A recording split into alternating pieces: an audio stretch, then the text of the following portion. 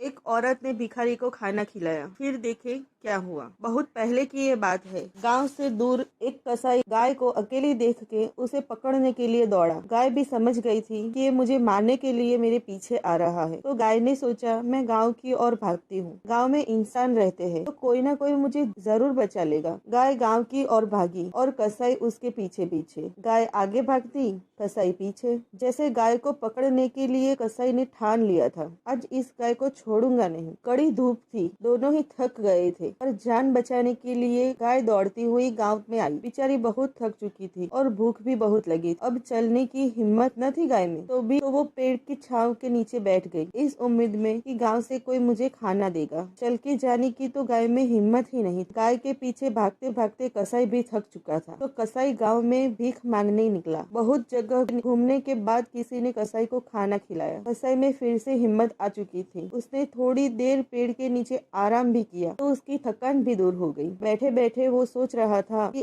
अब तो वो गाय निकल गई मेरे हाथ, अब मैं उसे नहीं पकड़ पाऊंगा। वहाँ बेचारी गाय अभी भी भूखी प्यासी ही बैठी थी। किसी ने उसे खाना नहीं दिया। वो भूख से बिलक रही। उसकी हिम्मत न थी गाँव में किसी के घर जाकर खाना मांगने की। वो कसाई आराम करके गाँव से बाहर निकला तो उसने देखा वो गाय अब भी उसी पेड़ के नीचे भूखी प्यासी बैठी है। तो वो कसाई झट से गाय के पास गया और उसे बांध कर ले गया और कसाई खाने जाकर काट डाला। जब कसाई गाय को लेके जा रहा था तो गाय इतनी मजबूर थी, वो कसाई के चंगुल से छूटना चाह रही थी पर छूट नहीं पाई। तो गाय ने श्राप दिया, जिसने इस कसाई का पेट भरा उसका पेट भरने वाला कोई न हो। मतलब अगर जैसे गाय को किसी ने खाना नहीं दिया, वैसे कसाई को भी खाना न मिलता तो उसमें इतनी हिम्मत न होती कि वो गाय को ले जाकर काट सके। उसने खाना खाया, उसमें हिम्मत आई और गाय को मार दिया। गाय को मारने का सीधा पाप कसाई को जिसने खाना खिलाया को मिलता है। उसे गाय का श्राप लगा। दोस्तों, हमारे यहाँ जो भिखारी खाना मांगने के लिए आते हैं या पैसे मांगते हैं, हमें नहीं पता होता वो कौन है और किस मकसद से आए हैं या उन पैसों का वो क्या उपयोग करेंगे, पर फिर भी हमें किसी को भी ऐसे खाना या पैसा नहीं देना चाहिए। फिर भी अगर देना ही है तो देते वक्त कृष्णा अर्पण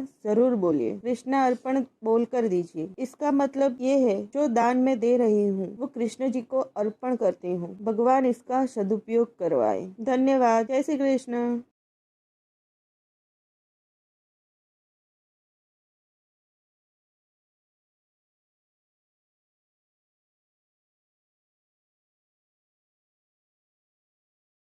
आशा करते हैं कि आपको हमारी ये वीडियो पसंद आई होगी। ऐसी ही और कहानियाँ सुनने के लिए हमारी चैनल हेती वॉइस को सब्सक्राइब कीजिए। धन्यवाद।